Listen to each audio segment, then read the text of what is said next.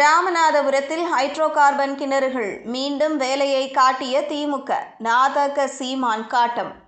வணக்கம் செய்தி புனல் நேயர்களே. ராமநாதபுரத்தில் 20 இடங்களில் ஹைட்ரோ கார்பன் சோதனை கிணறுகள் அமைக்க மாநில அளவிலான சுற்றுச்சூழல் தாக்க மதிப்பீட்டு ஆணையம் அனுமதி வழங்கியிருப்பது தமிழக மக்களின் எதிர்ப்பையும் சுற்றுச்சூழல் ஆர்வலர்களின் குரலையும் முற்றிலும் புறக்கணிப்பதாகும். இந்த அனுமதியை உடனடியாக திரும்ப பெற வேண்டும் என்று மத்திய மாநில அரசுகளை நாம் தமிழர் கட்சியின் தலைமை ஒருங்கிணைப்பாளர் சீமான் வலியுறுத்தியுள்ளார்.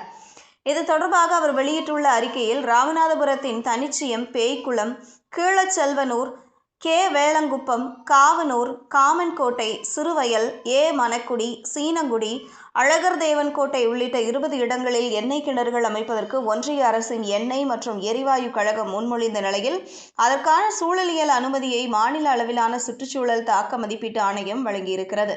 ராமநாதபுரம் மாவட்டம் அதன் தனித்துவமான சுற்றுச்சூழல் மற்றும் வேளாண் பொருளாதாரத்தை பாதுகாக்க வேண்டிய ஒரு பகுதியாக இருக்கும் நிலையில், இந்த திட்டத்தினை முன்னெடுப்பது மிகவும் ஆபத்தானது.